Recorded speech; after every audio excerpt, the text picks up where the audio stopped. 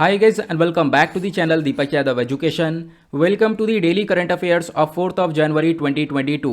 तो गाइज आज है तारीख 4 जनवरी 2022 और है ट्यूसडे। आज की तारीख से जितने भी मोस्ट इंपॉर्टेंट करंट अफेयर्स बनेंगे उन सभी करंट अफेयर्स को हम लोग डिटेल में डिस्कस करेंगे। तो चलो शुभारंभ करते हैं, लेकिन उससे पहले गाइज अगर आप लोग को इस लेक्चर का पीडीएफ चाहिए तो नीचे डिस्क्रिप्शन बॉक्स में आप सभी लोगों को टेलीग्राम का लिंक दिया गया है, वहां से जाकर आप लोग इस लेक्चर के पीडीएफ को डाउनलोड कर सकते हो। और ये है मेरी Instagram ID Deepak Yadav education. चाहो तो आप लोग मुझे यहाँ पर फॉलो कर सकते हो और अपनी जितनी भी क्वेरीज हैं मुझसे पूछ सकते हो। बाय द वे दोनों ही चीज़ों का लिंक आपको नीचे डिस्क्रिप्शन बॉक्स में प्रोवाइड करवा दिया गया है। साथ ही साथ यार एक छोटी सी रिक्वेस्ट है, जैसे मैं आप लोगों से डेली बेसिस पर बोलता हूं, यहां तक पहुंच चुके हो तो वीडियो को लाइक कर देना। एक लाइक करने से काफ़ी सपोर्ट मिलता है और हमेशा की तरह हम लोगों ने टारगेट रखा है 2K प्लस लाइक्स का। और जैसा कि आप लोगों को मालूम है ये वीडियो यूपीएससी और स्टेट पीएससी के पॉइंट ऑफ व्यू से बहुत इंपॉर्टेंट होता है। यहाँ पर हम लोग डेली बेसिस पर बहुत सारे इंपॉर्टेंट आर्टिकल्स का डिस्कशन करते हैं, साथ ही साथ वन वर्ड क्वेश्चंस को भी देखते हैं। मतलब कि आपको वीडियो बहुत अच्छे से सुनना है। लास्ट में मैं आपके साथ ये वन वर्ड क्वेश्चंस को शेयर करूंगा, इन सभी के आंसर्स आपको इस वीडियो में मिल जाएंगे। तो अच्छे से लास्ट में इसको सॉल्व करने की कोशिश करना, जिससे कि आपके अंदर एक कॉन्फिडेंस बिल्टअप होगा कि हाँ यार मैं इन क्वेश्चंस को प्रॉपरली सॉल्व कर पाया हूँ।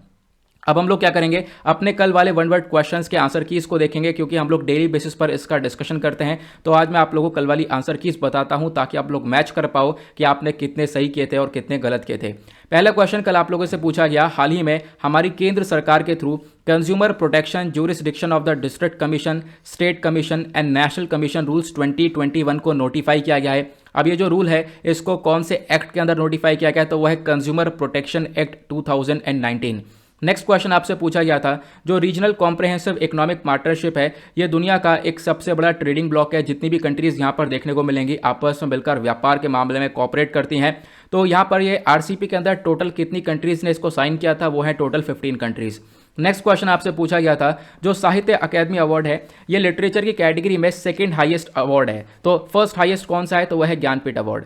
नेक्स्ट क्वेश्चन आपसे पूछा गया, जो क्यूकेडी है मतलब क्वांटम की डिस्ट्रीब्यूशन, इसको हम लोग एक और नाम से जानते हैं, वो है क्वांटम क्रिप्टोग्राफी। नेक्स्ट क्वेश्चन आपसे पूछा गया था, हम लोगों के पास लगभग 8 प्रजातियां हैं पेंगुलिन की, लेकिन इसमें से भारत के अंदर सिर्फ और सिर्फ 2 ही प्रजातियां पाई जाती हैं। और उन 2 प्रजातियों का नाम क्या क्या है, एक है इंडियन पेंगुलिन जिसका साइंटिफिक नेम है मैनिस क्रैसिकॉर्डेटा, दूसरी है चाइनीज पेंगुलिन, इसका नाम है मैनिस पेंटाडेक्टिला।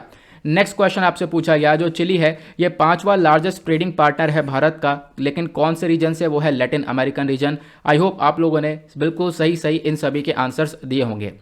नाउ बढ़ते हैं आगे, स्टार्ट करेंगे आज के डिस्कशन को। पहला आर्टिकल बहुत ज़्यादा इंपॉर्टेंट होने वाला है, लेकिन उससे पहले मैं आप लोगों को बता दूं, जैसा मैं डेली बेसिस पर बोलता हूं, अगर आप लोग को साथ ही साथ नोट्स प्रिपेयर करने हैं तो नोट्स प्रिपेयर कर सकते हो, अदरवाइज इसका पीडीएफ मैं आप लोग को प्रोवाइड करवा देता हूं। जब भी आपको दिन में टाइम मिले पीडीएफ डाउनलोड करना और इसमें से इंपॉर्टेंट पॉइंट्स को अपने नोट्स के अंदर इनकॉर्पोरेट कर लेना।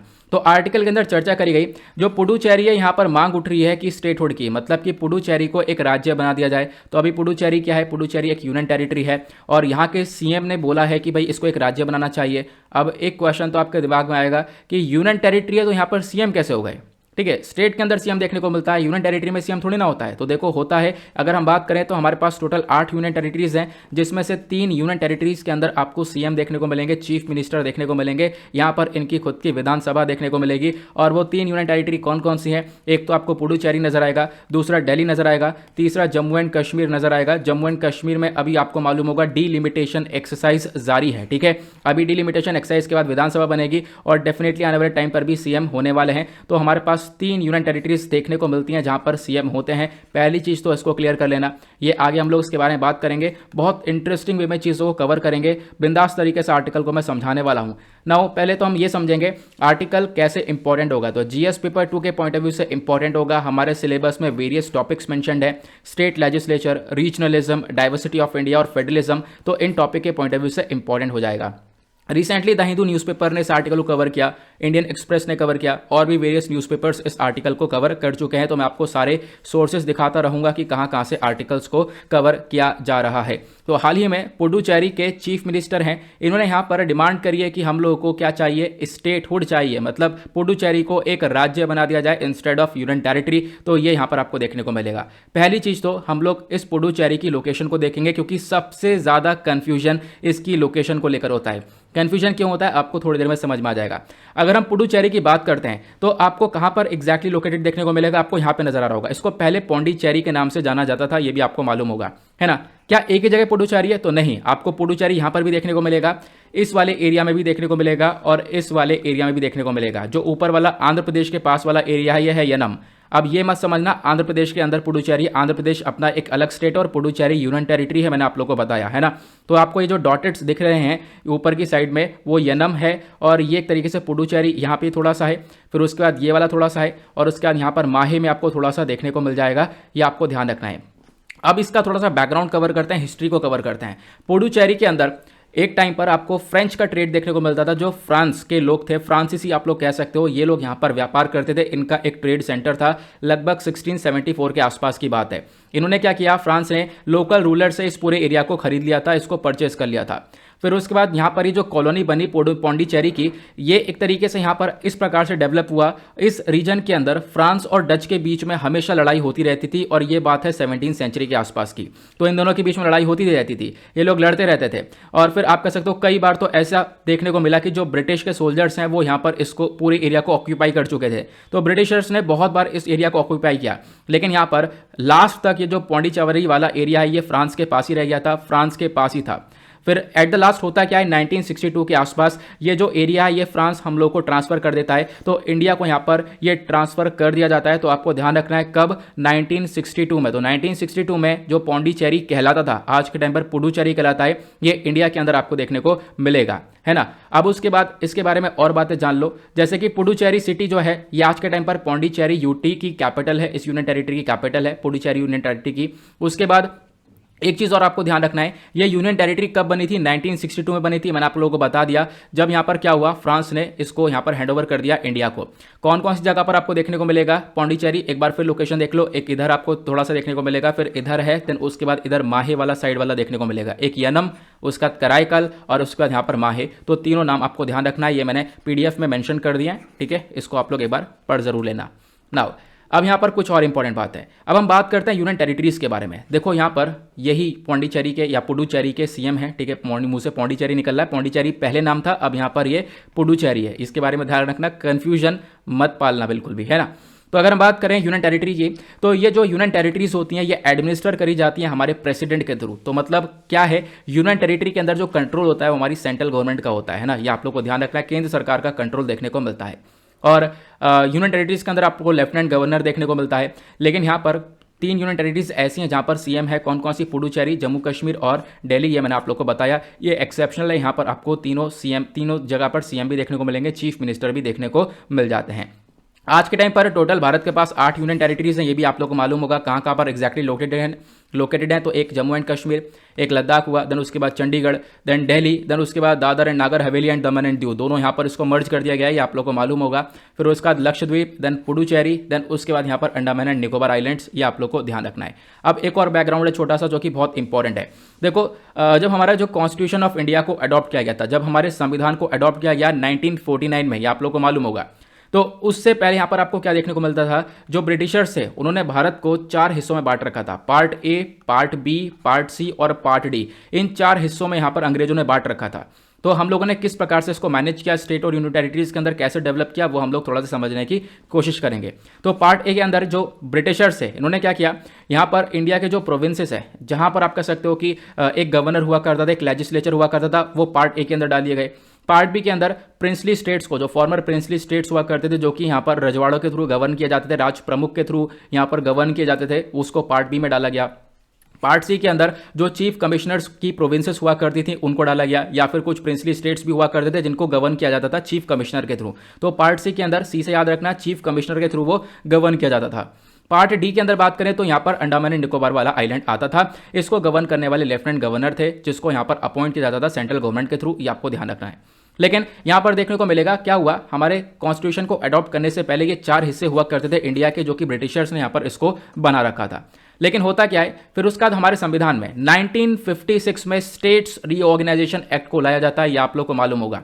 स्टेट्स रीऑर्गेनाइजेशन एक्ट के बाद क्या होता है, पार्ट सी और पार्ट डी को हम लोग क्या करते हैं, कंबाइन कर देते हैं एक सिंगल कैटेगरी के अंदर। तो यहां पर आप देख पाओगे सी और डी एक में कंबाइन हो जाता है, और सी और डी को हम लोग बना देते हैं यूनियन टेरिटरी। क्लियर हुआ। जो कॉन्सेप्ट है यूनियन टेरिटरी का, ये हम लोग लेकर आते हैं by the constitutional 7th amendment act 1956 के थ्रू। ठीक है, तो आपको ध्यान रखना है जो हमारा कॉन्स्टिट्यूशन का 7th अमेंडमेंट एक्ट है 1956 का, इसके बेसिस पर हम लोगों ने एक यूनियन टेरिटरी को बनाया हुआ है। यूनियन टेरिटरी को हम लोग ऐड कर चुके थे। क्लियर हुआ इसके बारे में। तो बहुत ही सिंपल से शब्दों मैंने आप लोगों को बिंदास तरीके से समझाने की कोशिश करी है। नाउ एक क्वेश्चन और आता है, ये जो स्टेट्स हैं, स्टेट्स की डिमांड क्यों उठती है? कोई यहाँ पर अपने आप को स्टेट के अंदर डेवलप करना क्यों चाहता है? तो यहाँ पर देखो सिंपल सा रीजन है, जब स्टेट आ जाएगा तो उसके पास बहुत सारी पावर्स हो जाएंगी। ठीक है, स्टेट के अंदर अपना पूरा का पूरा लेजिस्लेचर चलेगा, अपने हिसाब से वो कानून को डेवलप कर सकते हैं। तो यहाँ पर इस प्रकार की डिमांड होती है। कभी कभी लैंग्वेज के बेसिस पर, मतलब अक्सर आपको लैंग्वेज या कल्चर के बेसिस पर ही डिमांड देखने को मिलती है कि हाँ हम लोग को एक अलग से स्टेट चाहिए।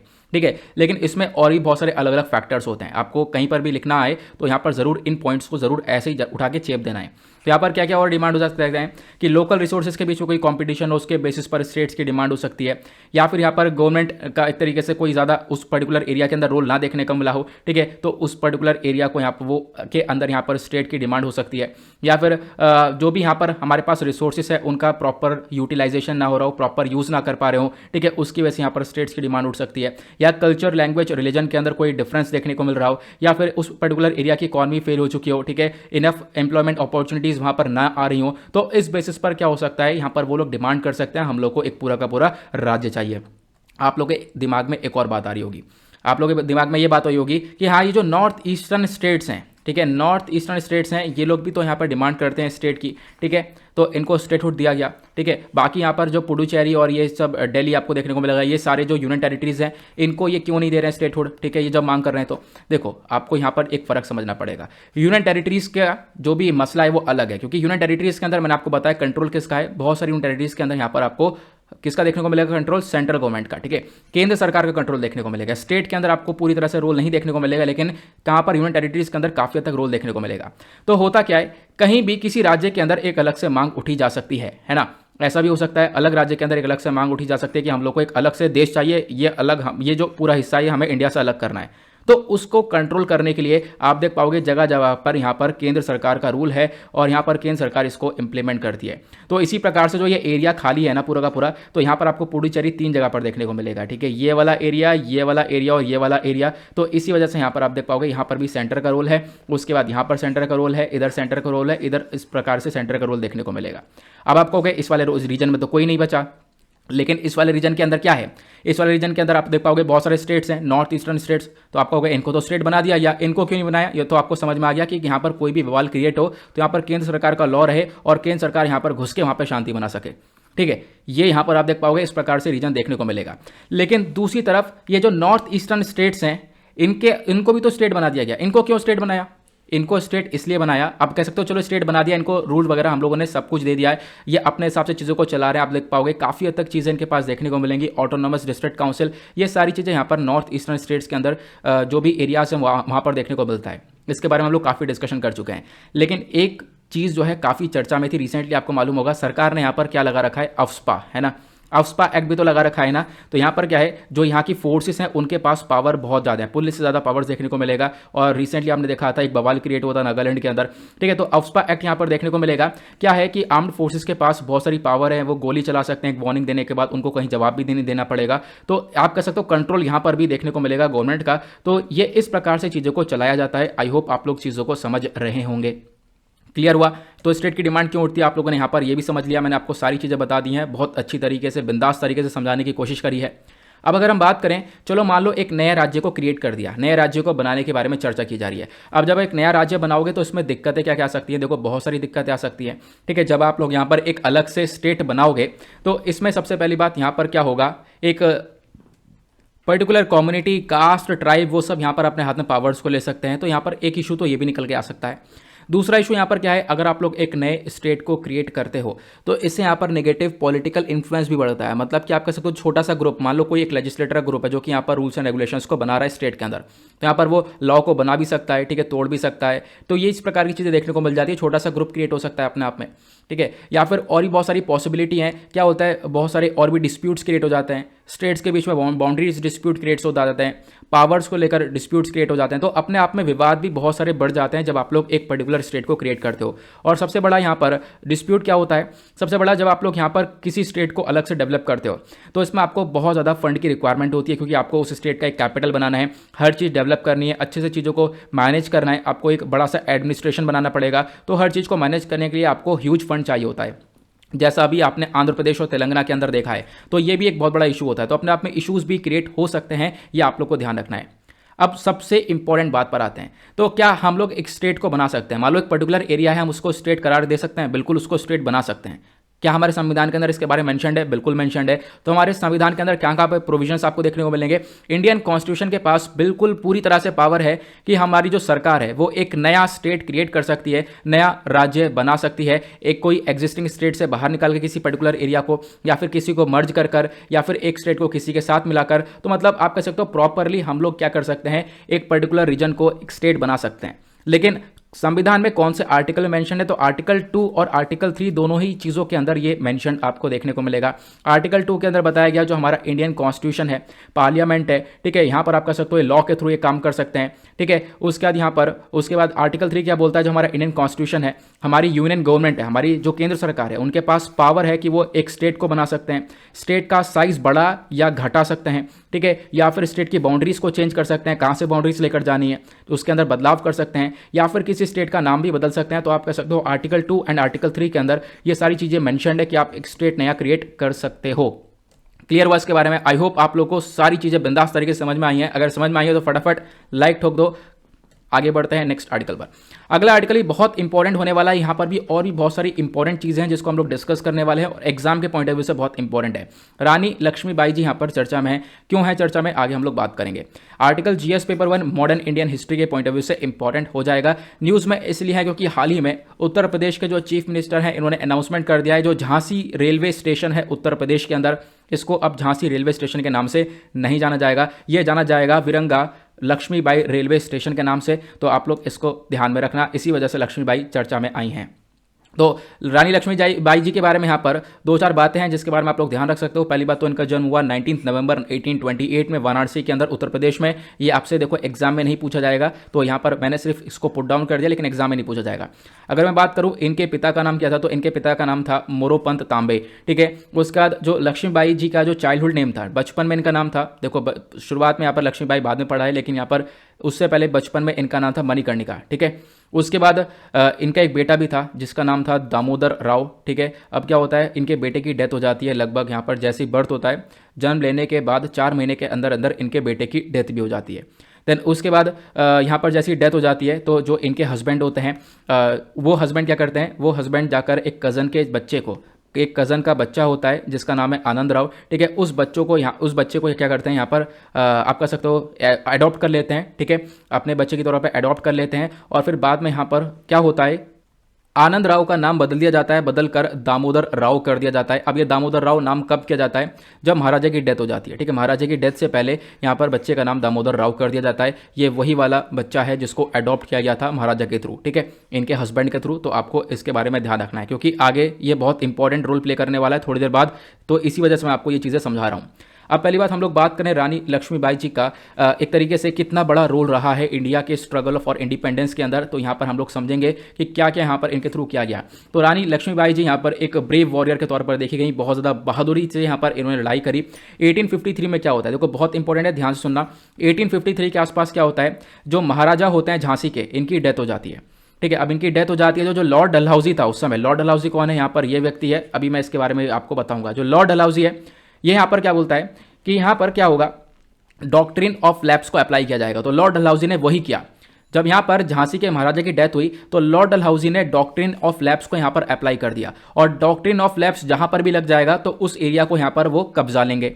इस प्रकार से सिनेरियो देखने को मिलता था। तो यहाँ पर क्या हुआ, जब महाराजा की डेथ हुई तो महाराजा के ऊपर तो कोई देखने वाला था नहीं, है ना, कि अब महाराजा का कोई बेटा, अब आपको ये बेटा था, बिल्कुल था। यहाँ पर आप कहोगे दामोदर राव, है ना, एक तरीके से जो कज़न का बेटा अडॉप्ट किया था, बिल्कुल यहाँ पर ये बच्चा आपको देखने को मिलेंगे। लेकिन यहाँ पर जो बेटा है आप कह सकते हो इनका कोई रोल नहीं है डॉक्ट्रिन ऑफ लैप्स के अंडर में। डॉक्ट्रिन ऑफ लैप्स कुछ और ही बोलता है, आगे मैं आपको बताऊंगा वो क्या बोलता है। फिलहाल तो अगर हम बात करें जो रानी लक्ष्मीबाई जी हैं, इन्होंने यहाँ पर बहादुरता से काफ़ी हद तक लड़ी, ब्रिटिशर्स से यहाँ पर लड़ाई करी और फिर उसके बाद यहाँ पर इनकी डेथ हो जाती है लड़ते लड़ते बैटल फील्ड के अंदर लगभग 17 जून 1858 के आसपास।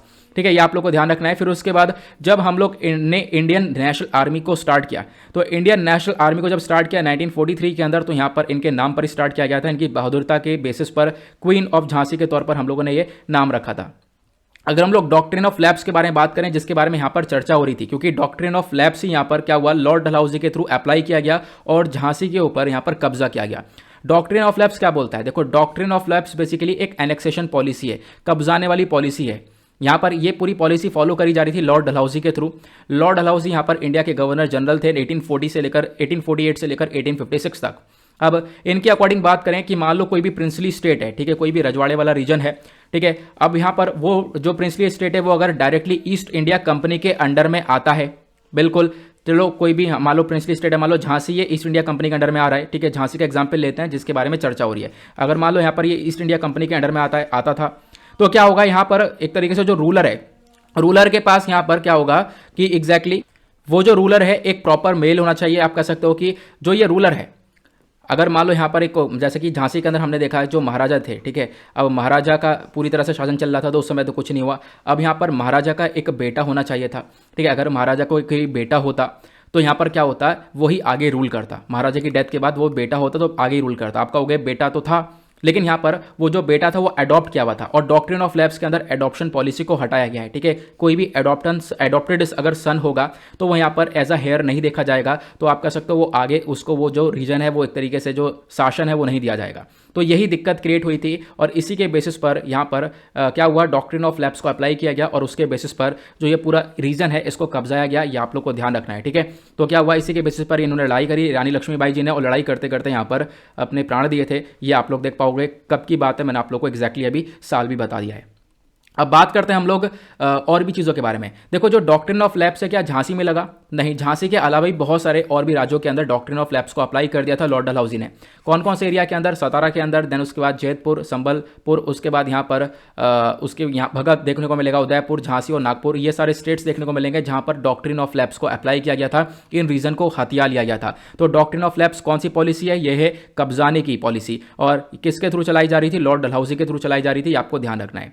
अब हमने ये देखा कि अभी रानी लक्ष्मीबाई जी चर्चा में क्यों है? चर्चा में इसलिए है क्योंकि एक रेलवे स्टेशन का नाम बदलकर इनके नाम पर रखा जा रहा है। तो क्या हम लोग चीज़ों का नाम बदल सकते हैं? बिल्कुल बदल सकते हैं। कहाँ पर मेंशन्ड है? तो यहाँ पर एक एग्जीक्यूटिव ऑर्डर को पास किया जाएगा स्टेट लेजिस्लेचर के अंदर। जो हमारा स्टेट लेजिस्लेचर है वहाँ पर एक एग्जीक्यूटिव ऑर्डर को पास करेंगे एक सिंपल मेजोरिटी से, और उसके बेसिस पर हम लोग किसी भी विलेज, टाउन, सिटी, स्टेशन का नाम बदल सकते हैं। ये आपको ध्यान रखना है। ठीक है, अगर किसी राज्य का नाम बदलना है तो आपको यहाँ पर एक अमेंडमेंट ऑफ द कॉन्स्टिट्यूशन चाहिए, एक मेजोरिटी के साथ, मतलब पार्लियामेंट के अंदर एक मेजोरिटी के साथ आप लोग को यहाँ पर मेजोरिटी के साथ वोट चाहिए। उसके बेसिस पर आप लोग यहाँ पर एक स्टेट का नेम भी चेंज कर सकते हो। ठीक है, तो ये चीज़ें यहाँ पर आपको याद रखनी है। छोटी छोटी इंपॉर्टेंट चीज़ें हैं जो कि आप लोग ध्यान रख सकते हो और इंपॉर्टेंट रोल प्ले करेंगी। आगे भी पीडीएफ में आप लोग को प्रोवाइड करवा दूंगा। अगले आर्टिकल पर आते हैं। नेक्स्ट आर्टिकल भी बहुत ज़्यादा ज़बरदस्त इंपॉर्टेंट होने वाला है। प्रोहिबिशन लॉज एंड इश्यूज़ के बारे में डिस्कस करेंगे। एग्जैक्टली बात करने वाला लिकर की, शराब के बारे में बात करेंगे। शराब से क्या फ़ायदे हैं और क्या संविधान हमारा शराब को लेकर बोलता है, तो उसको लेकर हम लोग डिस्कशन करेंगे। तो हाल ही में क्या हुआ, हमारी बिहार सरकार ने क्या करा, डिसाइड करा इन्होंने कि ड्रोन्स का हम लोग इस्तेमाल करेंगे। किसके लिए? जो इलीगल लिकर मैन्युफैक्चरिंग हो रही है, जो अवैध तरीके से दारू को बनाया जा रहा है, शराब को बनाया जा रहा है, तो उसको मॉनिटर करने के लिए, उसको देखने के लिए ड्रोन्स का इस्तेमाल किया गया है। आप देख पाओगे यहाँ पर वो आर्टिकल देखने को मिलेगा। बहुत इंपॉर्टेंट आर्टिकल है, बस खाली ध्यान से सुनते हुए चलना। ये आर्टिकल जीएस पेपर 2 के पॉइंट ऑफ व्यू से इंपॉर्टेंट हो जाएगा। हमारे सिलेबस में हेल्थ, ह्यूमन रिसोर्स और गवर्नमेंट पॉलिसीज एंड इंटरवेंशंस के टॉपिक देखने को मिलेंगे। तो सबसे पहली बात, यहाँ पर दारू को प्रोहिबिट करने के बारे में चर्चा की है। शराब को प्रोहिबिट मतलब इसको रोक दिया जाए, इसके ऊपर रोक लगाई जाए। तो प्रोहिबिशन क्या है? प्रोहिबिशन बेसिकली यहाँ पर एक टर्म है जो कि रेफर किया जाता है कि किसी भी चीज़ को बैन कर दिया जाए। Banning of the manufacturer, storage, transportation, sale, possession, consumption of alcoholic beverages, ये सारी चीज़ें आपको यहाँ पर देखने को मिलता है। प्रोहिबिशन के अंडर में आती हैं कि इसको पूरी तरह से बैन कर देना, इसको पूरी तरह से रोक देना, कोई यहाँ पर इसका इस्तेमाल ना करे। प्रोहिबिशन का एग्जैक्टली मतलब समझ में आया। अब बात करें हमारे संविधान में प्रोहिबिशन को लेकर चीज़ें कहाँ पर मेंशन्ड है। आर्टिकल 47 जो डीपीएसपी का है, ठीक है, जो डायरेक्टिव प्रिंसिपल्स है हमारे, आर्टिकल 47 जो है डीपीएसपी का, वो यहाँ पर ये बोलता है, article 47 the directive principle in the constitution. तो इसके अंदर स्टेट क्या कर सकता है, इस प्रिंसिपल के अंदर बताया गया जो स्टेट है, जो राज्य है, shall undertake rules to bring about prohibition of the consumption.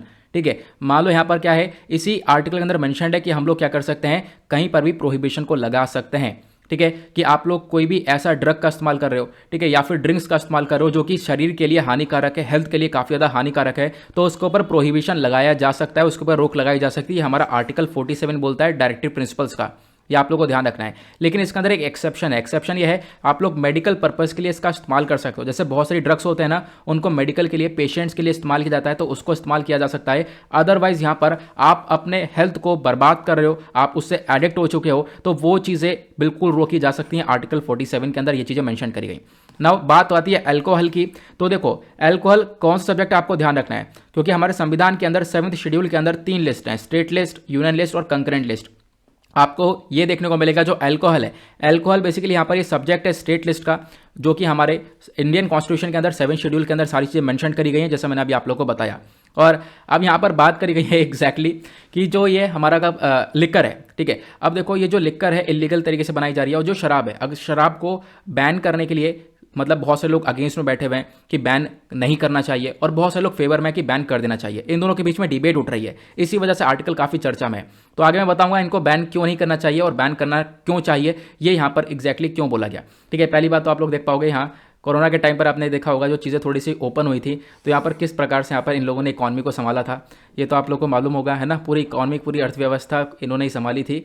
तो अभी यहाँ पे अगर हम बात करें कि अगर यहाँ पर लिकर को प्रोहिबिट किया जाता है, इसको बैन किया जाता है, इसके ऊपर रोक लगाई जाती है, तो यहाँ पर लोग अगेंस्ट में क्या बोल रहे हैं, मतलब क्यों कह रहे हैं कि ये गलत है, ये इसके ऊपर बैन लगाना गलत क्यों है। तो पहला पॉइंट आप देख पाओगे, right to choice of food, मतलब लोगों के पास यहाँ पर पूरी तरह से हक है कि वो अपने फूड की जो चॉइस है वो खुद कर सकते हैं। यह हर एक व्यक्ति के पास राइट है, right to choice of food और right to choice of beverages, जो भी हमारे ड्रिंकेबल चीज़ होती हैं। तो यहाँ पर क्या है कि इनको हम लोग चूज़ कर सकते हैं, ये बेसिकली यहाँ पर राइट के अंदर आपको देखने को मिलेगा, ये यहाँ पर बोला गया है। अगर ऐसा काम होगा, बैन लगाया जाएगा, तो इससे क्या होगा, कहीं ना कहीं जो इंडिविजुअल का डिसीजन है वो डिस्ट्रॉय होता हुआ नजर आएगा, ये यहाँ पर कहना है, जो बहुत से लोग बोल रहे हैं कि यहाँ पर इसको बैन नहीं करना चाहिए।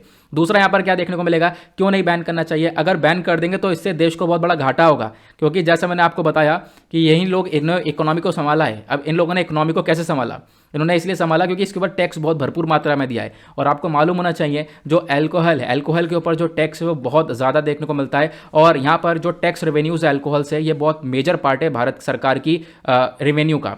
तो भारत सरकार, या फिर आप कह सकते हो जो सरकार है हमारी, वो इनकम जो जनरेट करती है उसमें जो लिकर से, जो शराब से यहाँ पर टैक्स आता है वो बहुत ज़्यादा होता है। ठीक है, तो यहाँ पर कहीं ना कहीं इसका भी घाटा हो जाएगा अगर लिकर को बैन किया तो। यहाँ पर क्या है कि जो सरकार है, सरकार के पास आप कह सकते हो कि टोटल मतलब बहुत ज़्यादा मनी आता है। ठीक है, अगर हम लोग कहें कि सरकार के पास अगर ये पैसा नहीं आएगा तो इससे क्या होगा, जो वेलफेयर स्कीम्स वगैरह है वो नहीं चल पाएंगी। ठीक है, तो ये एग्जैक्टली बोला गया, इसी वजह से लेकर को बैन नहीं करना चाहिए। तीसरा पॉइंट क्या रखा गया, सोर्स ऑफ एम्प्लॉयमेंट, मतलब आज के टाइम पर इस लिकर इंडस्ट्री के अंदर बहुत सारे लोगों को रोजगार मिला हुआ है। अगर हम लोग देखें जो इंडियन मेड फॉरेन लिकर्स हैं, ठीक है, Indian made foreign liquors industry आपको देखने को मिलेगी, ये लगभग सालाना 1 लाख करोड़ रुपीस, 1 लाख करोड़ रुपए कंट्रीब्यूट करते हैं। तो आप समझ सकते हो ये अपने आप में एक बहुत ह्यूज नंबर है। ठीक है, तो अगर हम लोग बात करें तो ये बहुत सारे लोग यहाँ पर, बहुत सारी जो फैमिलीज है वो इसमें अंदर वर्क कर रही हैं, बहुत सारे लोग डायरेक्टली और इनडायरेक्टली यहाँ पर एम्प्लॉयमेंट के अंदर है, बहुत सारे लोग यहाँ पर इस इंडस्ट्री के अंदर काम कर रहे हैं। तो कहीं ना कहीं यहाँ पे लोगों का रोजगार चला जाएगा, ऐसा यहाँ पर कहना है। ठीक है, तो क्यों नहीं बैन करना चाहिए, इसके पीछे आपको रीजंस पता चल गए। अब हम बात करते हैं, बहुत सारे लोग फेवर में बैठे हैं कि क्यों बैन करना चाहिए, अब हम लोग उसको डिस्कस करेंगे। तो पहला रीजन तो ये बोला गया, इंपैक्ट ऑफ लाइवलीहुड। देखो यहाँ पर कोई व्यक्ति अगर अल्कोहल के नशे में डूब जाता है, इसके एडिक्शन में डूब जाता है, तो वो सब कुछ अपना तो बर्बाद होता है और अपनी फैमिली को ही बर्बाद कर देता है। ठीक है, अपने फैमिली को भी ले डूबता है, बच्चे, ठीक है, विमेन हो गया, वाइफ, बच्चे जो भी यहाँ पर पूरी तरह से तबाह कर देता है। और यहाँ पर क्या होता है, वो व्यक्ति तो अपने मौज में है, लेकिन क्या हुआ, जो बच्चे बीवी हैं वो लोग सबसे बड़े विक्टिम बन जाते हैं इस पूरे चीज़ों के। ठीक है, तो अपने आप पे एक सबसे बड़ी प्रॉब्लम ये देखने को मिलती है, लोगों ने यहाँ पर अगेंस्ट में ये व्यू रखा है। दूसरा व्यू क्या रखा गया, डिस्करेज रेगुलर कंजम्पशन। देखो यहाँ पर क्या है, एक तरफ बोला जा रहा है कि हम लोग कंज्यूम कर सकते हैं, दूसरी तरफ हमारे स्टेट लिस्ट के अंदर मेंशन्ड है कि आप प्रोहिबिट भी कर सकते हो। ठीक है, जो प्रोहिबिशन है ये भी मेंशन्ड है कहाँ पर, स्टेट लिस्ट के अंदर अंडर शेड्यूल 7। तो आप लोगों को ध्यान रखना है। तो यहाँ पर ये स्टेट की ड्यूटी है, राज्य सरकार की ड्यूटी है कि ऐसे प्रोविजंस बनाए जाएं और लिकर को बैन किया जाए, इसको प्रोहिबिट किया जाए, इसके ऊपर रोक लगाई जाए। ठीक है, तो एग्जैक्टली आप लोग ये कह सकते हो। तो यहाँ पर लोगों ने यहाँ पर ये बोला कि इसको बैन करना चाहिए, उसके फेवर में एक पॉइंट ये गया। तीसरा पॉइंट यहाँ पर और क्या बोलते हैं, तीसरा पॉइंट ये बोलते हैं कि जैसे देखना को मिलेगा जो लोग हैं, बहुत सारे लोग एडिक्ट हो जाते हैं इस लिकर के अंदर। इससे क्या होता है, जो वायलेंस है वो काफ़ी बढ़ता है।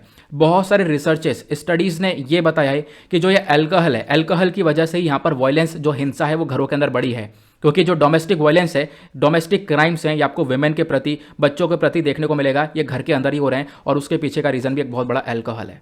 ठीक है, तो अपने आप में यहाँ पर आप लोग किस चीज़ से सहमत होते हो मुझे ज़रूर बताना। तो इसका कंक्लूजन मैंने इसीलिए आप लोगों के ऊपर छोड़ा है, आप लोग को यहाँ पर लिखना है कि एग्जैक्टली इसको लेकर क्या करना चाहिए, क्या एक मिड पाथ क्या हो सकता है, न्यूट्रल होकर बताना कि क्या हम लोग एग्जैक्टली कर सकते हैं इस लेकर को लेकर, क्या सोल्यूशन हो सकता है। नीचे कमेंट सेक्शन में 4-5 पॉइंट लिखने की कोशिश ज़रूर करना। आगे बढ़ते हैं अगले आर्टिकल पर। नेक्स्ट आर्टिकल अगेन एक और बहुत इंपॉर्टेंट आर्टिकल आ चुका है, खासकर एनवायरमेंट के पॉइंट ऑफ व्यू से। फेकल स्लज एंड सेप्टेज मैनेजमेंट, जो गंदा पानी होता है आज के टाइम पर ये बहुत ज़्यादा है, आप कह सकते हो जो मल होता है ये बहुत ज़्यादा मतलब देखने को मिलेगा। इसको किस प्रकार से मैनेज किया जा रहा है उसके बारे में इस प्रकार से आज के आर्टिकल में हम लोग डिस्कस करने वाले हैं। तो आर्टिकल जीएस पेपर 3 के पॉइंट ऑफ व्यू से इंपॉर्टेंट होगा। सिलेबस के अंदर वेरियस टॉपिक्स मेंशन है, environment, pollution and degradation, government policies and interventions, health करके, तो यहाँ पर आप इनसे रिलेट कर सकते हो। आर्टिकल डाउन टू अर्थ क्या हो, down to earth one of the most important source है हमारे करंट अफेयर के लिए, इसको आप लोग बिल्कुल भी नहीं स्किप कर सकते हो। तो इस वीडियो में आपको डाउन टू अर्थ की मैगजीन भी कवर करवा दी जाती है, तो जरूर फॉलो करा करो। तो अगर हम बात करें नीति आयोग के अकॉर्डिंग एक रिपोर्ट है, रिपोर्ट क्या है, faecal sludge and septage management in urban areas service and business model by 2021। इसके अंदर बताया गया लगभग 700 से ज़्यादा, मतलब 700 से ज़्यादा शहर हैं, टाउन्स हैं, जो कि आज के टाइम पर क्या कर रहे हैं, इस फेकल स्लज सेप्टेज मैनेजमेंट को इंप्लीमेंट कर रहे हैं। इसका मतलब क्या है, इसका मतलब है देखो जो मल होता है या फिर जो गंदा पानी है, ठीक है, उनको मैनेज किस प्रकार से किया जाएगा और उसके मैनेजमेंट को लेकर आज के टाइम पर बहुत सारे शहर और टाउन काम कर रहे हैं, वो यहाँ पर बताया गया। ठीक है, तो यहाँ पर काम कर रहे हैं तो उसको लेकर चर्चा की गई है, जो कि अच्छी बात है क्योंकि यहाँ पर अदरवाइज लोगों को बहुत ज़्यादा नुकसान होता है। अगर हम बात करें इसके बारे में तो देखो जो इंडिया है, इंडिया के अंदर एक बहुत बड़ा आपको गैप देखने को मिलेगा सैनिटेशन कवरेज के अंदर, मतलब साफ सफाई बहुत ही कम आपको देखने को मिलेगी। ठीक है, बहुत कम एरियाज़ के अंदर आपको साफ सफाई ज़्यादा देखने को मिलती है, अदरवाइज यहाँ पर साफ सफाई बहुत कम है, ऐसा आप लोग देख पाओगे। और इसी की वजह से यहाँ पर ये जो नेशनल पॉलिसी है ऑन एफएसएसएम का मतलब है फेकल स्लज और सेप्टेज मैनेजमेंट, मतलब कि इन गंदगी को हम लोग अच्छे से मैनेज कर पाएँ, इसको लॉन्च किया गया। ठीक है, इसी को अनाउंस किया गया 2017 के अंदर। उसके बाद हमने अपना प्रायोरिटाइजेशन ये रखा, जो ह्यूमन एक्सक्रीट है, जो मल है, उसके बाद इसको मैनेज किया जा सके, या फिर जो गंदगी है, वेस्ट है, उसको मैनेज किया जा सके, सॉलिड वेस्ट को हम लोग कैसे मैनेज कर सकते हैं। ठीक है, तो क्योंकि ये जो चीज़ें हैं ये बहुत बीमारियां फैला रही हैं, ठीक है, हेल्थ को बहुत ज़्यादा बर्बाद करी हैं लोगों की, तो इनको मैनेज करना बहुत ज़्यादा इंपॉर्टेंट है। पहली बात तो ये आपको देखने को मिलेगा। अब यहाँ पे अगर आप लोग देख पाओगे जिसके हम बात कर रहे हैं एफएसएसएम फेकल स्लज सेप्टेज मैनेजमेंट, ये जो मैनेजमेंट है ये बहुत ज़्यादा लो कॉस्ट है, यहाँ पर आप कह सकते हो सस्ते दाम में हम लोग मैनेजमेंट कर सकते हैं। ठीक है, और बहुत आराम से साफ सफाई कर सकते हैं, और आप कह सकते हो हम लोग फोकस कर सकते हैं कि हम लोग प्रॉपरली जो गंदगी है उसको कलेक्ट कर पाएँ, उसको ट्रांसपोर्ट कर सकें। ठीक है, ये जो वेस्ट है, ह्यूमन वेस्ट है, इसको हम लोग ट्रीटमेंट कर सकें अच्छे से, तो यहाँ पर इसके ऊपर फोकस रखा जाता है। और साथ ही साथ अगर हम लोग इन चीज़ों को कर पाते हैं, आगे इंप्लीमेंट कर पाते हैं, इन सारी गंदगी को निपटा पाते हैं अपने एनवायरमेंट से, तो इससे क्या होगा, हम लोग अपने सस्टेनेबल डेवलपमेंट गोल टारगेट 6.2 की तरफ बढ़ेंगे। मतलब कि आपको मालूम होगा हमने 2030 तक अपने 17 गोल को सेट कर रखा है कि हम लोग ये गोल को सेट करेंगे, इन गोल को अचीव करेंगे। इन्हीं गोल को सस्टेनेबल डेवलपमेंट गोल्स बोला गया है। इसमें से छठे गोल पर आते हैं, क्लीन एंड वाटर सैनिटेशन के बारे में चर्चा की गई है। अगर इसके 6.1 कौन सा वाला है, 6.2 है शायद, हाँ 6.2 वाले एरिया पे जाओगे ना, तो वहाँ पर इसी चीज़ को लेकर बातचीत की गई है कि किस प्रकार से गंदगी को हम लोग साफ कर सकते हैं, गंदे पानी को हम लोग साफ कर सकते हैं। ठीक है, तो ये एग्जैक्टली यहाँ पर चर्चा की गई है गोल के अंदर। तो अगर हम लोग ये काम अच्छे से कर पाते हैं तो हम लोग अपने गोल की तरफ बढ़ पाएंगे। क्या हम ये काम कर रहे हैं? बिल्कुल कर रहे हैं। आज के टाइम पर हमारी सरकार बहुत सारे इनिशिएटिव्स को चला रही है इस गंदगी को साफ करने के लिए। वो कौन कौन से इनिशिएटिव्स है जरा बताना। तो देखो यहाँ पर सबसे पहले आप देख पाओगे क्या है, ओपन डेफिकेशन फ्री प्लस आपको देखने को मिलेगा, ओपन डेफिकेशन डबल प्लस आपको देखने को मिलेगा। Open defecation free, open defecation free का मतलब है खुले में शौच नहीं करना। ठीक है, तो यहाँ पर आप कह सकते हो कि ये आज के टाइम पर इसको लेकर पूरी तरह से फोकस में रखा गया है। Atal mission for rejuvenation and urban transportation ये इनिशिएटिव है, प्लस उसके बाद national Ganga mission for clean Ganga, sorry national mission for clean Ganga mission आपको देखने को मिलेगा। ये अलग अलग इनिशिएटिव्स हैं जो कि सरकार आज के टाइम पर चला रही है ये साफ सफाई करने के लिए। तो आज के टाइम पर गवर्नमेंट की तरफ से भी काफी सारे इनिशिएटिव्स लिए जा रहे हैं, ऐसा आप लोग बोल सकते हो। ठीक है, अब उसके बाद हम बात करते हैं इंडिया का जो सीवेज ट्रीटमेंट प्लांट है। सीवेज ट्रीटमेंट प्लांट क्या होता है? जो कि गंदे पानी को यहाँ पर ट्रीट करता है, उसको साफ में कन्वर्ट करता है और उसमें से जो गंदगी है वो अलग करता है, एक्सट्रैक्ट करता है। सीवेज ट्रीटमेंट प्लांट कुछ इस प्रकार से आपको नजर आता है। ठीक है, होता क्या है, जो रॉ सीवेज है, आपने जो गंदगी है इसमें डाली, ठीक है, ये एक इनलेट चैम्बर में गया गंदगी, फिर उसके बाद स्क्रीनर में जाएगी। स्क्रीनिंग में क्या होगा, हम लोग यहाँ पर चीज़ों को थोड़ा सा छान देंगे, साफ कर देंगे। ठीक है, जो फ्लोटिंग मटेरियल होता है ऊपर की साइड से, उस फ्लोटिंग मटेरियल को हटा दिया जाएगा, अलग कर दिया जाएगा। फिर उसके बाद क्या होता है, हम लोग दूसरे स्टेज में ग्रिट में डालते हैं। यहाँ से आप कह सकते हो ग्रिट रिमूवल होता है। ये ग्रिट को निकाला जाता है। ग्रिट मतलब जो छोटे छोटे कंकड़ प्लास्टिक टुकड़े हैं, इसमें से यहाँ पर पानी के अंदर से सब निकाला जाएगा। ठीक है, फिर उसके बाद इसको प्राइमरी क्लैरिफायर के अंदर डाला जाता है। फिर प्राइमरी क्लैरिफायर से आप कह सकते हो ये इसके अंदर एरेशन टैंक के अंदर आता है। एरेशन टैंक के अंदर मतलब आप कह सकते हो यहाँ पर एयर की जरूरत पड़ती है। एयर की मदद से यहाँ पर क्या होता है, हम लोग बहुत सारे माइक्रो ऑर्गेनिजम्स का इस्तेमाल करते हुए यहाँ पर क्या है, गंदगी को खत्म करते हैं। उसके बाद एरेशन टैंक के बाद यहाँ पर ये सेकेंडरी चैम्बर के अंदर जाता है। फिर उसके बाद यहाँ पर क्या है, सेकेंडरी चैम्बर के बाद जब हम लोग यहाँ पर थोड़ा सा काम करते हैं, प्योरीफाई करते हैं, उसके बाद लास्ट में एक ट्रीटेड वाटर टैंक के अंदर साफ करके बिल्कुल डालते हैं। लेकिन कैसे, पहले तो हम लोग इसी पाइप के थ्रू क्या करते हैं, यहाँ पर डिसइंफेक्ट करते हैं पानी को बाय क्लोरीन। मतलब ये जो गंदा पानी है इसको लास्ट में क्लोरीन के थ्रू साफ किया जाता है, डिसइंफेक्ट किया जाता है और उसके बेसिस पर लास्ट में हमारा साफ पानी तैयार हो जाता है। तो आप कहोगे गंदगी कहाँ गई यहाँ से? गंदगी देखो यहीं से ही बाहर निकल गई। गंदगी जो है तीनों स्टेज में, सेकेंडरी टैंक में से गंदगी निकल रही है, क्योंकि हम लोग पानी को 3-4 जगह साफ कर रहे हैं। यहाँ पर साफ कर रहे हैं, यहाँ पर साफ कर रहे हैं, यहाँ पर साफ कर रहे हैं। तो गंदगी क्या हुआ, यहाँ से प्राइमरी क्लैरिफायर से नीचे गई, ठीक है, एरेशन टैंक से यहाँ पर जा रही है, उसका सेकेंडरी क्लैरिफायर से यहाँ पे जा रही है। तो तीनों जगह से यहाँ पर गंदगी इकट्ठा जा रही है। ठीक है, इसके बाद यहाँ पर क्या होता है, ये फिल्ट्रेट होती है टू एरेट टैंक। फिर उसके बाद यहाँ पर आप देख पाओगे इसके थ्रू निकल कर आती है और आप कह सकते हो यहाँ से क्या होगा, जो स्लज थिकर है वो आगे जाएगी और फिर उसके बाद यहाँ पर जो ये स्लज इसको स्टेबलाइज किया जाएगा। ये गैस जो निकलेगी वो यहाँ पर गैस को होल्ड कर ली जाएगी, जो हमारे एनवायरमेंट को नुकसान नहीं पहुँचाएगी। और फिर उसके बाद यहाँ पर क्या होगा, स्लज से हम लोग एक ड्राइंग बेड बना देंगे। ये यहाँ पर आप कह सकते हो ये गंदगी का ये इस्तेमाल कर लिया गया। आई होप आप लोग यहाँ पर क्लियर कर चुके होंगे। ये होते हैं सीवेज ट्रीटमेंट प्लांट। ठीक है, अब यहाँ पे बात करें, जो ये सीवेज ट्रीटमेंट प्लांट्स होते हैं इनकी कैपेसिटी आज के टाइम पर भारत के अंदर बहुत सारे एरियाज़ में कम है, बहुत सारे एरियाज़ में ज़्यादा है। लेकिन अगर हम टोटल इंडिया की बात करें तो उसके लेवल पर बात करेंगे। एक रिपोर्ट आई है, लेटेस्ट रिपोर्ट। वो लेटेस्ट रिपोर्ट किसकी है, सीपीसीबी की, सेंट्रल पोल्यूशन कंट्रोल बोर्ड। और इन्होंने यहाँ पे बताया जो सीवेज ट्रीटमेंट प्लांट्स हैं इंडिया के अंदर, ये बिल्कुल सक्षम है। ये क्या करते हैं, ये यहाँ पर क्या करते हैं, पानी को साफ कर लेते हैं।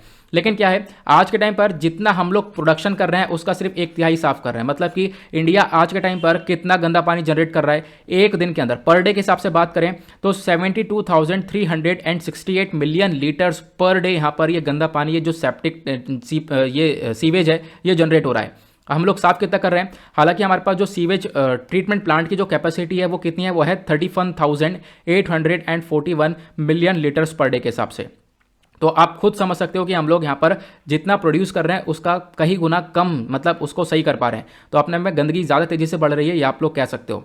आज के टाइम पर बहुत सारे राज्य हैं जैसे कि महाराष्ट्र, गुजरात, उत्तर प्रदेश, दिल्ली, कर्नाटक, यहाँ पर आपको कैपेसिटी ज़्यादा देखने को मिलेगी। यहाँ पर ये लोग काफ़ी तेज़ी से पानी को साफ कर रहे हैं, ये आपको जानने को मिलेगा। आई होप आप लोग क्लियर कर पाए हो। ठीक है, और ये तो हमने बात करी अभी किसके बारे में, इनके बारे में, गंदा पानी हो गया, सीवेज हो गया, ठीक है, जो भी गंदगी है उसके बारे में।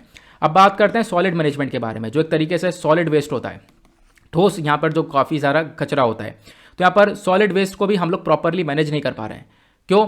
क्योंकि इसके पीछे बहुत सारी दिक्कतें आ रही हैं। पहली दिक्कत तो यह है कि हमारे पास प्रॉपरली फंड्स ही अवेलेबल नहीं है। जो हमारी वेस्ट मैनेजमेंट बॉडी होती हैं अर्बन लोकल बॉडीज़ में, ठीक है, तो उनके पास प्रॉपर फंड नहीं आ पा रहा है, जिसकी वजह से वो वेस्ट को मैनेज नहीं कर पा रही है। प्लस कोई टेक्निकल एक्सपर्टाइज भी नहीं है यहाँ पर, ठीक है, कोई भी ऐसा इंस्टीट्यूशनल अरेंजमेंट प्रॉपरली देखने को नहीं मिलेगा। इन सब की कमी की वजह से भी हम लोग वेस्ट को प्रॉपरली मैनेज नहीं कर पा रहे हैं।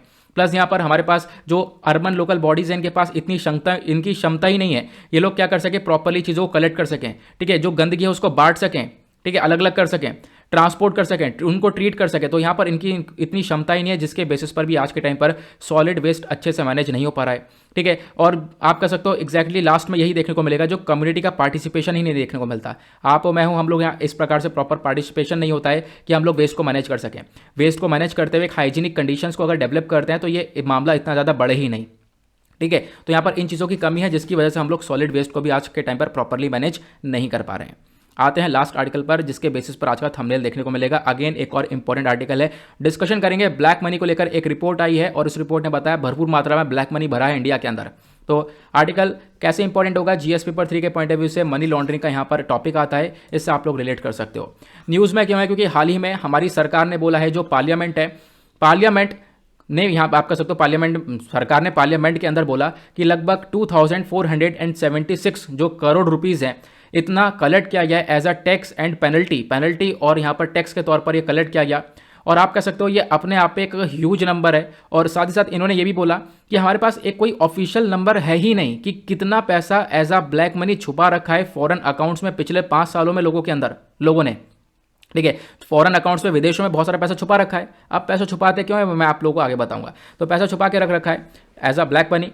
और आपको मालूम होगा रिसेंटली जो ये पैनामा पेपर्स हैं वो रिलीज हुए, पैनामा पेपर्स, पैराडाइज पेपर्स ये लीक हुए। इसमें पता चला भाई यहाँ पर बहुत सारे बड़े बड़े लोग हैं, सचिन तेंदुलकर, जैकी श्रॉफ और भी बहुत सारे लोग हैं जिन्होंने पैसा छुपा रखा है विदेशी कंट्रीज के अंदर, मतलब विदेशों में जो कंपनीज हैं, एक जाली कंपनी बनाई उसके अंदर यहाँ पर पैसा डाल दिया। तो इस प्रकार से यहाँ पर करोड़ों पैसा वहाँ पर डाला गया है। क्यों डाला गया? क्योंकि टैक्स से बचा जा सके और वही ब्लैक मनी कहलाता है, ठीक है। और इससे क्या होगा, इससे यहाँ पर बहुत सारा नुकसान होगा। नुकसान क्या होगा वो भी आप लोगों को बताऊंगा। ब्लैक मनी के आखिरकार डिसएडवांटेजेस क्या हैं, ठीक है, एडवांटेजेस तो नहीं, डिसएडवांटेजेस के बारे में बात करेंगे। अगर हम ब्लैक मनी की बात करें तो ब्लैक मनी की कोई ऑफिशियल डेफिनेशन नहीं है, लेकिन फिर भी यहाँ पर ब्लैक मनी को हम लोग black money, black income, unaccounted economy, illegal economy, irregular economy, इसके बेसिस पर जानते हैं। बट एक सिंपलेस्ट डेफिनेशन क्या है ब्लैक मनी की? Black money is the money that is hidden from tax authorities. मतलब कि टैक्स से जो पैसा बचा लिया जाए वो ब्लैक मनी है। आप टैक्स के अंदर कंट्रीब्यूशन नहीं दे रहे हो, ठीक है, आप देश के अंदर पैसा नहीं लगा रहे हो, तो यहाँ पर क्या है, कहीं ना कहीं आप वो ब्लैक मनी के अंदर कन्वर्ट उस पैसे को कर रहे हो।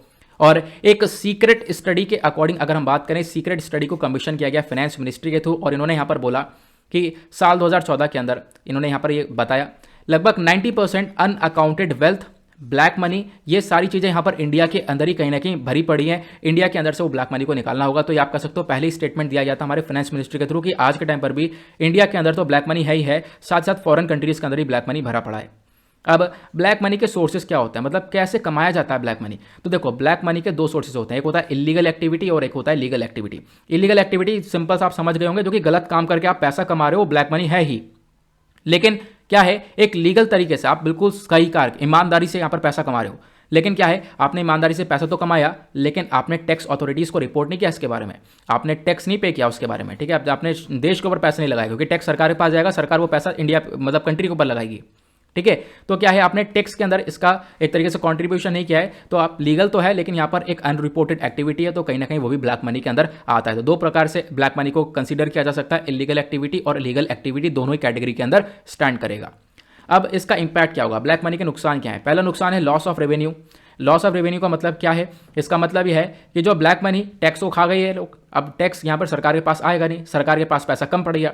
अब सरकार यहाँ पर क्या करेगा, सरकार का जो बजट है वो काफ़ी डाउन हो गया, ठीक है, सरकार टैक्स बढ़ाएगी आपके ऊपर, तो आम आदमी यहाँ पे दब जाता है, आम आदमी के ऊपर यहाँ पर टैक्स बढ़ाया जाएगा, टैक्स को इंक्रीज कर देंगे बहुत सारा, जो सब्सिडीज़ दे रही है सरकार उसको कम कर देगी, अपनी जो उधारी है उसको बढ़ा देगी, दूसरे कंट्री से उधार लेने लगेगी, उधार के नीचे खुद दब जाएगी, एक बैलेंस डेफिसिट क्रिएट हो जाएगा, डेवलपमेंट के ऊपर कोई पैसा नहीं लगेगा क्योंकि सरकार के पास खुद पैसा नहीं है। तो इस प्रकार के यहाँ पर ये प्रॉब्लम्स क्रिएट हो सकती हैं जब यहाँ पर एक ब्लैक मनी की सिचुएशन कंट्री के अंदर बढ़ती है। तो दूसरी प्रॉब्लम क्या आती है, मनी सर्कुलेशन की। देखो जो लोग हैं वो जनरली ज़्यादातर क्या होता है, ब्लैक मनी को गोल्ड के फॉर्म में रखते हैं या फिर इमूवेबल प्रॉपर्टी के फॉर्म में, कि उसको इधर से उधर मूव नहीं किया जाए, प्रॉपर्टीज़ के उसमें, या फिर अलग अलग फॉर्म में यहाँ पर ब्लैक मनी को वो रख लेते हैं। तो होता क्या है, यहाँ पर जो मनी है, मनी हमारी इकोनॉमी का मेन पार्ट बनता नहीं है, मनी सर्कुलेट होता नहीं है, तो मनी एक जगह दफना हुआ रह जाता है, और इससे यहाँ पर क्या होता है, अमीर के पास वो पैसा रहता है और जो पुअर है वो और ज़्यादा मतलब गरीब हो जाता है। इस प्रकार का सिनेरियो हम लोग देख पाते हैं। जो पुअर है उनको सबसे ज़्यादा प्रॉब्लम्स होती है इन ब्लैक मनी की वजह से। उसका एक दिक्कत और होती है, एक दिक्कत ये होती है हायर इन्फ्लेशन, जो महंगाई है वो काफ़ी ज़्यादा बढ़ जाती है, ठीक है, महंगाई काफ़ी ज़्यादा बढ़ जाती है। अगर हम बात करें जो अनअकाउंटेड ब्लैक मनी अगर इकोनॉमी के अंदर बढ़ेगा तो इससे इन्फ्लेशन यानी महंगाई भी बढ़ेगी, और उस महंगाई की वजह से जो गरीब लोग हैं वो काफ़ी नीचे दबेंगे, ठीक है। और इससे क्या होता है, अमीर और गरीब के बीच में भी एक बहुत बड़ा डिफरेंस क्रिएट होता है, जैसे मैंने आप लोगों को पहले भी बता दिया था। ब्लैक मनी अपने आप में इसके काफ़ी सारे नुकसान देखने को मिल जाते हैं। तीसरा क्वेश्चन आपके दिमाग में आ रहा होगा, क्या सरकार ब्लैक मनी को टैकल करने के लिए अलग अलग इनिशिएटिव चला रही है या नहीं चला रही है? देखो बहुत सारे इनिशिएटिव्स है, लेकिन टैकल नहीं किया जा पाता है। इनिशिएटिव्स कौन कौन से हैं? एक है द फजिटिव इकोनॉमिक ऑफेंडर्स एक्ट 2018। इस एक्ट को 2018 में लाया गया। फजिटिव मतलब जो भगौड़े होते हैं, पैसा कंट्री से लिया और भाग गए, ठीक है, आपने पता है बड़े बड़े नाम, विजय माल्या, मेहुल चौकसी और भी बहुत सारे नाम है, ये सब फजिटिव कहलाते हैं। तो इनके लिए एक अलग से एक्ट बनाया गया है। उसका central goods and service tax 2017 आपको देखने को मिलेगा। बेनामी ट्रांजैक्शन, ठीक है, बेनामी ट्रांजैक्शन होती है फर्जी कंपनी के अंदर, तो यहाँ पर उसके लिए भी इसको रोकने के लिए प्रोहिबिशन लगाया हुआ है। तो बेनामी ट्रांजैक्शन को बैन करने के लिए, प्रोहिबिट करने के लिए अमेंडमेंट एक्ट है। Black money, undisclosed foreign income asset and imposition of tax act है हमारे पास। प्रिवेंशन ऑफ मनी लॉन्ड्रिंग है। मनी लॉन्ड्रिंग का मतलब आप ब्लैक मनी को व्हाइट मनी में कन्वर्ट कर देते हो, सरकार को दिखा रहे हो कि हमारे पास बिल्कुल सही पैसा है, हमने कुछ नहीं किया है। तो यहाँ पर क्या है कि उसको रोकने के लिए भी हमारे पास एक्ट ये देखने को मिलता है। तो अलग अलग एक्ट है जो कि सरकार आज के टाइम पर चलाती हुई नजर आती है। आई होप आप लोगों ने वीडियो को बहुत अच्छे से सुना है। अब यहाँ पर इन क्वेश्चंस को मैं शेयर करूंगा आपसे, आप लोग इनको सॉल्व करने की कोशिश करना। सबसे पहले क्वेश्चन, जो यूनियन टेरिटरी का कॉन्सेप्ट है इसको ऐड किया गया था by which constitutional amendment act. तो कौन से कॉन्स्टिट्यूशनल अमेंडमेंट एक्ट के थ्रू यूनियन टेरिटरी का कॉन्सेप्ट लाया गया।